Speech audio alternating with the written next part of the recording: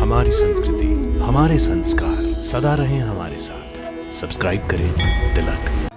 वो अहंकार नहीं था कैलाशपति, और ना ही वो अपमान था।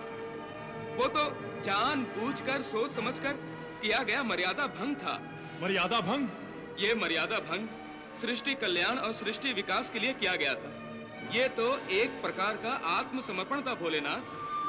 धन्य है महादेव, आप धन्य हैं।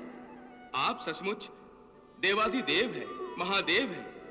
आपने आज हमें अनुग्रहित किया है प्रभु। हे देवर्षि, मैं स्वयं एक तपस्वी हूं, इसलिए मैं प्रत्येक तपस्वी का आदर करता हूं। तो मैं देवगुरु बृहस्पति और भार्गव शुक्राचार्य का अनादर कैसे कर सकता था? आप ऐसा समझ लीजिए कि देवगुरु बृहस्पति और भार्गव शुक्राचार्य ने महान अग्नि परीक्षा दी, और इस यशस्वी अग्नि परीक्षा के कारण ये पहले से भी अधिक तेजस्वी हो गए हैं। आपकी लीला अपरंपार है प्रभु। नारायण नारायण।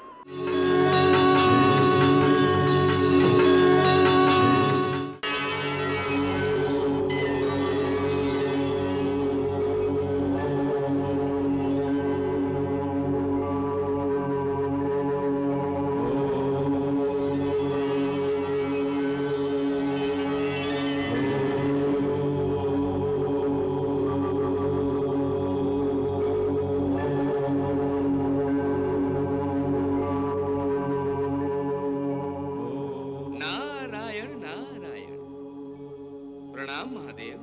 मत कहो इन्हें महादेव देवर्षि, ये महादेव नहीं है।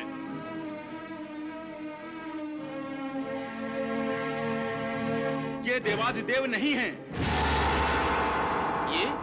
ये आप क्या कह रहे हैं गुरुदेव? सत्य ही तो कह रहा हूं।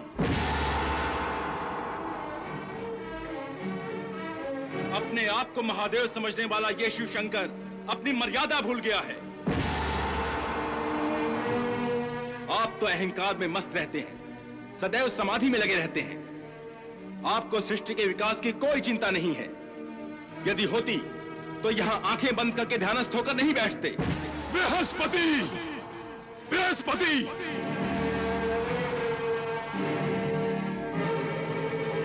हे आदि नारायण, महादेव शिव शंकर क्रोधित हो गए हैं।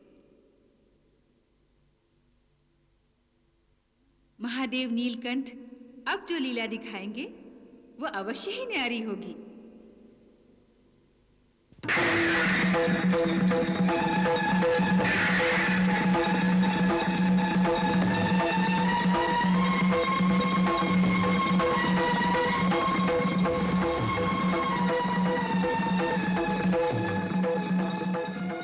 हे देवगुरु बृहस्पति, हे भार्गव शुक्राचार्य, मर्यादा भंग मैंने नहीं, तुम दोनों ने की है।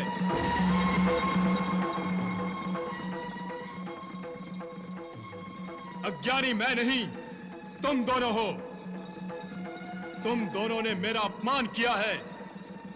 तुम्हारी इस उद्दंडता का मैं तुम दोनों को अवश्य दंड दूंगा।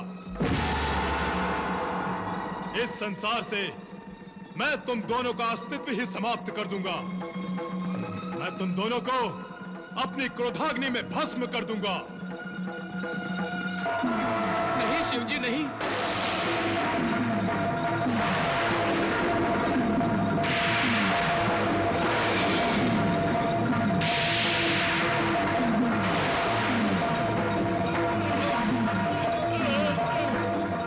हे त्रिनेत्रधारी, हे नीलकंठ, हे भक्त वत्सल, ये आप क्या कर रहे हैं? देवगुरु बृहस्पति और भार्गव शुक्राचार्य को भस्म कर रहे हैं।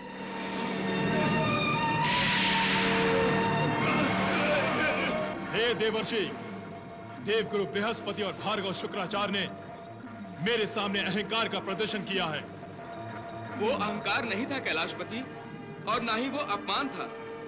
वो तो जानबूझकर सोच समझकर किया गया मर्यादा भंग था। मर्यादा भंग? ये मर्यादा भंग सृष्टि कल्याण और सृष्टि विकास के लिए किया गया था। ये तो एक प्रकार का आत्मसमर्पण था भोलेनाथ। आत्मसमर्पण? हाँ कैलाशनाथ, क्या आपकी समाधि में बाधा डालने का साहस कोई कर सकता है?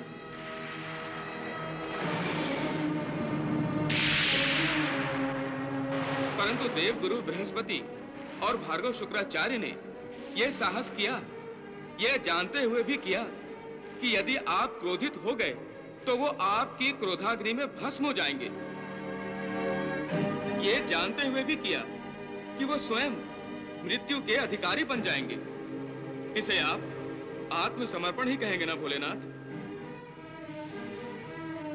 हे देवादिदेव, आप त्रिदेवों के त्रिगुणों के रहस्य को जानने के लिए इन्होंने आपकी तपस्या को भंग करने का साहस किया। आप तो अंतर्यामी हैं प्रभु, आप तो लीलाधर हैं, परंतु आपकी इस लीला को देखकर मेरा मन घबरा गया है। हे भोलेनाथ, देवगुरु बृहस्पति और भार्गव शुक्राचार्य जैसे तपस्वी अवध्य हैं। सृष्टि के कल्याण के लिए ऐसे विभूतियों की परम आवश्यकता है। हे भोलेनाथ, मैं आपसे प्रार्थना करता हूं कि आप अपने क्रोध पर अंकुश लगाएं और इन्हें भस्म ना करें। हे महादेव, देवर्षि ठीक ही कह रहे हैं। मेरी आपसे विनती है, कृपया आप अपने क्रोध को त्यागें और देवगुरु बृहस्पति और गुरु शुक्राचार्य को भस्म न करें।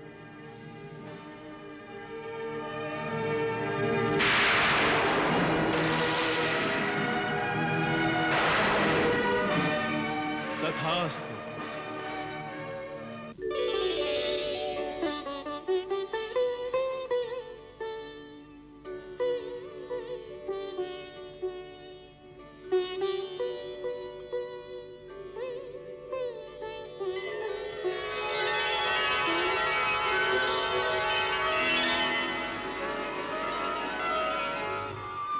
धन्य है महादेव, आप धन्य हैं। आप सचमुच देवाधिदेव हैं, महादेव हैं। आपने आज हमें अनुग्रहित किया है प्रभु। हे देवर्षि, मैं स्वयं एक तपस्वी हूं, इसलिए मैं प्रत्येक तपस्वी का आदर करता हूं।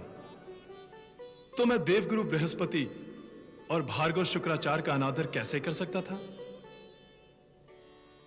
जैसे आत्मा को अग्नि जला नहीं सकती, वायु सुखा नहीं सकती और वर्षा गीला नहीं कर सकती, वैसे ही तपस्वियों को अग्नि जला नहीं सकती है। वायु और वर्षा का भी इन पर कोई प्रभाव नहीं पड़ता है।